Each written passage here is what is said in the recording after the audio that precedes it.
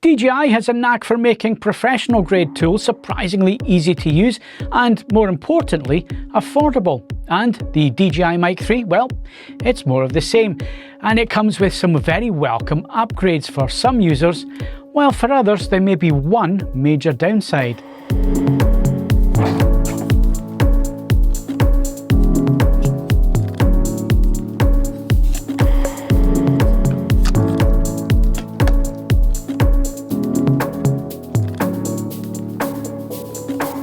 Hello and welcome back to AVForums. Phil Hinton here, and if you've watched pretty much any of our video content over the past, let's say a long time, you'll know that getting good audio is something that I'm, shall we say, obsessed with. Because let's face it, nobody wants to watch a well-shot video that sounds like it was recorded in a tin can during a hurricane. And that's where little marvels like this come in. Today we're talking about the DJI Mic3. Now, if you're a content creator, a YouTuber, or even a seasoned professional who's tired of hauling around gear that weighs more than a small child, you need to pay attention. DJI sent me the Mic3 set and accessories, but this is not a sponsored review. DJI didn't have any input into it, no money has exchanged hands, and they don't get to see this review or its findings until everyone else does. Just like every other review we do at AVForums, it's completely unbiased and independent. And this is also my first hands-on review of this product. I'll be coming back to it and look over it again in a few months once I've used it for a number of projects.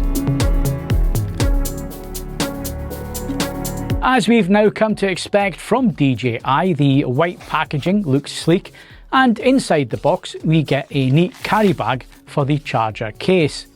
The charger case has a DJI logo on the top, and inside are two transmitters at each end, magnetic clips, magnets, and the receiver unit in the middle, along with a USB mobile phone connector. It's all ultra lightweight and compact, and everything you need fits right into that charger case. For decades, I've wrestled with traditional radio mic systems that are big and clunky and sometimes really temperamental.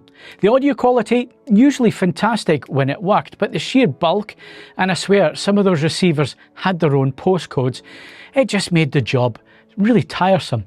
The DJI Mic3, on the other hand, is tiny. We're talking 16 grams for the transmitter. That's less than a decent packet of crisps. And believe me, when you're trying to hide a microphone on someone for an interview, every gram counts. And of course, I know a lot about crisps as well. Plus, they finally nailed the clip that you use to attach the microphone.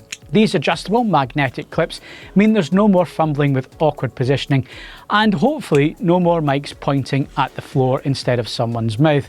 Given the weight of previous Mic 1 and Mic 2s and the positioning of the clip, that sometimes happened.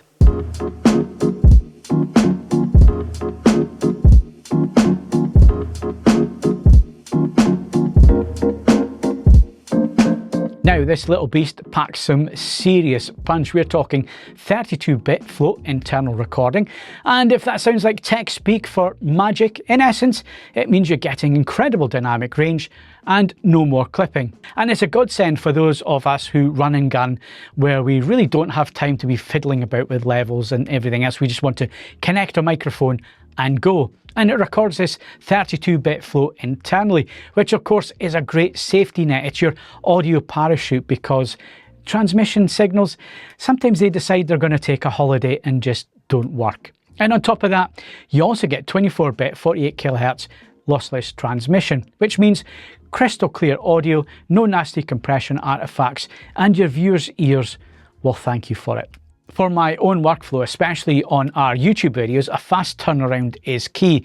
So the internal recording that I make with everything acts as my backup. It's a very high quality backup at that. Although with 32-bit float, I might actually start dabbling in fixing some of those audio issues in post if I ever have time for those luxuries. They've also introduced some very clever new audio features. There are noise cancelling settings and adaptive gain control on board, which can be used for chaotic show floor and noisy environments, as well as voice presets. So let's test those out. So let's test the noise cancellation, and I'm currently filling the space with crowd noise. It's just a special effects loop track of a convention centre with a crowd in the background. Hopefully that's quite obvious and you can hear that quite a bit there. And noise cancellation is switched off, so this is just direct audio from the microphone. So I've now gone to the receiver, I selected this microphone, and I've now put it onto the basic noise cancellation feature. The crowd noise is still the same volume as it was with it switched off, so hopefully you can hear some of that noise cancellation happening, and my voice is that little bit clearer, although until I listen back I won't know if there's any kind of robotic effect to my voice because it is taking some of those frequencies out of there. But this is the basic setting. And now I've switched to the strong setting on the receiver. I can already see the VU meters off to my side here, that when I wasn't speaking, that crowd noise has been suppressed quite a bit. Again, it's still playing at the same volume, so hopefully you can now hear me nice and clear. There's no robotic nature to the sound from my voice, as it cancels some of these frequencies out to get rid of some of that noise. So hopefully this sounds clean. So I'm still trapped in this fake convention hall, and I've now switched on the adaptive gain controls. We're on automatic.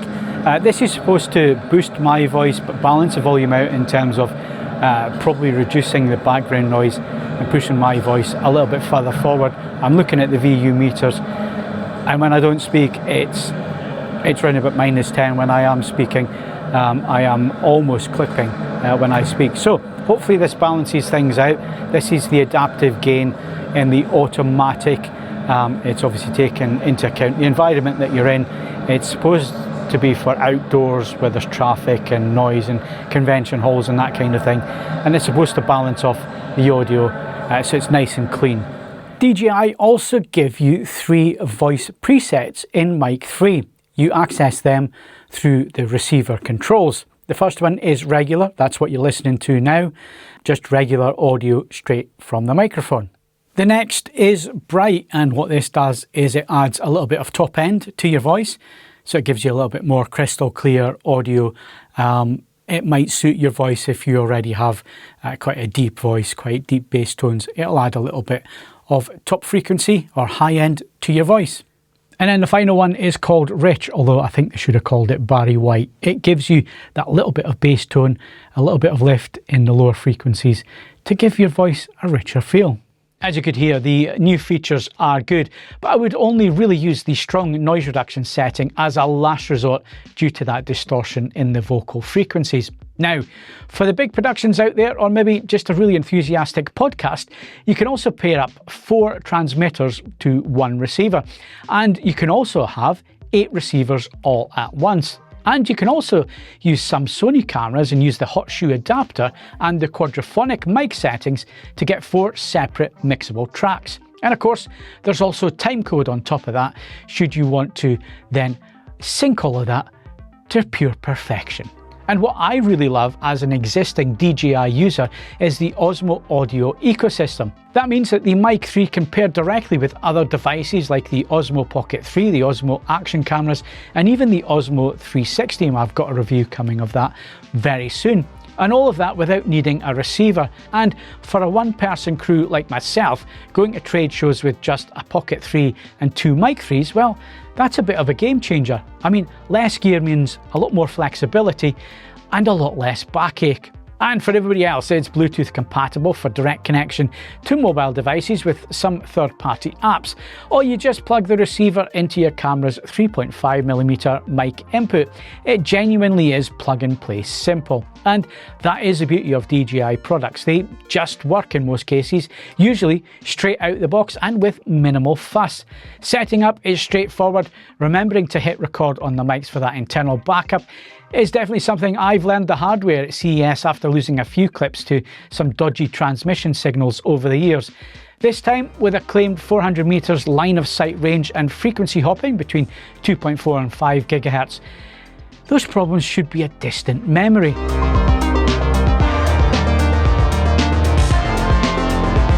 So what's the verdict?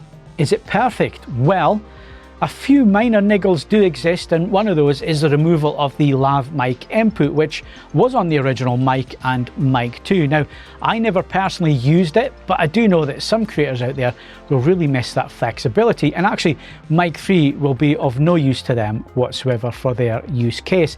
And while the magnetic clips are absolutely brilliant, I do have a sneaky suspicion that I'm going to lose a few of those along the way. But honestly, that's a minor quibble in an otherwise incredibly well thought out product. For content creators, for YouTubers, and for anybody else that needs reliable professional quality wireless audio without breaking the bank or your back, the DJI Mic 3 is a serious contender. The audio quality is excellent, the features like 32-bit float and timecode are incredibly valuable, and the ecosystem integration just makes your life easier. It really is high enough quality for all but the most high-end productions.